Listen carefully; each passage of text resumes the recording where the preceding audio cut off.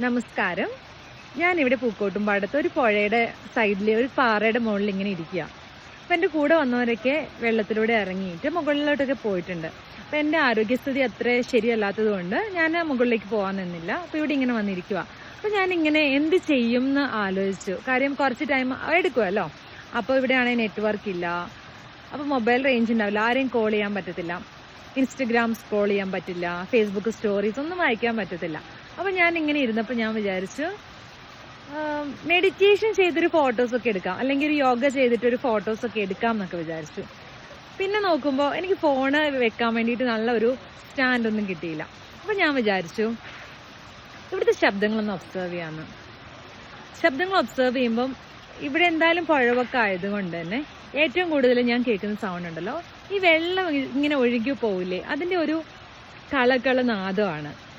നമുക്ക് നോക്കാം, ഇങ്ങനെ ശ്രദ്ധിക്കുമ്പോൾ കണ്ടോ, നിങ്ങളൊക്കെ കേൾക്കുന്നുണ്ടോ എന്ന് എനിക്ക് അറിയത്തില്ല.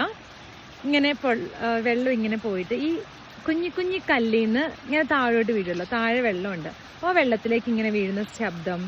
പിന്നെ രണ്ട് സൈഡിലൂടെ വെള്ളം ഒഴുകി വന്നിട്ട് ഇതിങ്ങനെ ഒരു സ്ഥലത്തിട്ടായിരിക്കും ഒരു പോയിന്റ് വെച്ചായിരിക്കും താഴോട്ട് ജോയിൻ ചെയ്യുന്നത്, അപ്പോൾ അതിൻ്റെ ശബ്ദങ്ങൾ. പിന്നെ ഇങ്ങനെ ഈ വെള്ളം ഇങ്ങനെ പോകുമ്പോൾ പാറയൊക്കെ ഉണ്ടാവും, പാറയിലൊക്കെ തട്ടി തിരിച്ചു വരുമ്പോൾ ഉള്ള ശബ്ദം. എന്നിട്ട് പിന്നെ കുറച്ച് മുകളിൽ നിന്ന് താഴോട്ട് ഒരു വെള്ളച്ചാട്ടം എന്നൊന്നും പറയാൻ പറ്റില്ല, ചെറിയൊരു കല്ലിൻ്റെ കുറച്ച് പൊക്കത്തിലുള്ള കല്ലിൽ നിന്ന് താഴോട്ട്, അപ്പോൾ അവിടെ നിന്ന് ഇങ്ങനെ വെള്ളം ഇങ്ങനെ വീണ് താഴോട്ട് പോകുമ്പോഴുള്ള ശബ്ദം. ഓരോ ശബ്ദവും ഡിഫറെൻ്റ് ആട്ടോ. നമുക്കിങ്ങനെ അത് മുൻപൊന്നും ഞാനൊന്നും ശ്രദ്ധിച്ചിട്ടുണ്ടായിരുന്നില്ല. അപ്പം ഇങ്ങനെ വെറുതെ ഇരുന്ന് ബോറടിച്ച് നോക്കുമ്പോൾ ആ ഒരു ശബ്ദങ്ങളെല്ലാം നമുക്ക് ഡിഫറൻഷിയേറ്റ് ചെയ്യാൻ വേണ്ടി പറ്റുന്നുണ്ട്. പിന്നെ അതുകൂടാതെ കുറച്ച് മുകളിൽ ആൾക്കാരുണ്ട്, അപ്പോൾ അവരുടെ ആരവങ്ങൾ, പിന്നെ പിള്ളേർ കല്ലൊക്കെ എടുത്തിട്ട് ഇങ്ങനെ വലിയ പാറയിലൊക്കെ കയറിയും, അപ്പോൾ ആ ശബ്ദം എല്ലാം കൂടി നല്ല രസമാട്ടോ ഇങ്ങനെ ഇരിക്കാൻ. എനിക്ക് തോന്നുന്നു നമ്മൾക്കൊരു കുറച്ച് സ്ട്രെസ്സോ അല്ലെങ്കിൽ ഒരു ബോറടിയൊക്കെ ഉണ്ടെങ്കിൽ ഇങ്ങനെ പ്രകൃതിയുടെ ശബ്ദം നമ്മളിങ്ങനെ കുറച്ച് നേരം ഇങ്ങനെ ആസ്വദിച്ച് വന്നിരുന്നിട്ടുണ്ടെങ്കിൽ അത് നല്ലൊരു തെറാപ്പിയാന്ന് തോന്നുന്നു.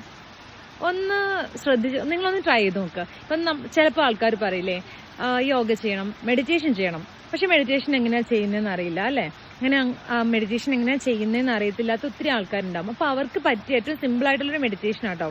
പുഴ സൈഡിലൊക്കെ പോകാൻ പറ്റുന്നവർക്കാണെങ്കിൽ ഇങ്ങനെ ഇരുന്നിട്ട് നിങ്ങൾ ഫോണൊക്കെ മാറ്റി വെക്കുക. എന്നിട്ട് ഈ ഒരു സൗണ്ട്, വെള്ളം ഒഴുകുന്ന സൗണ്ടും വെള്ളത്തിലുള്ള ഓരോരോ ഇതുണ്ടല്ലോ സൗണ്ടുകൾ കാര്യങ്ങളൊക്കെ ഇങ്ങനെ നോക്കിയിരിക്കുക.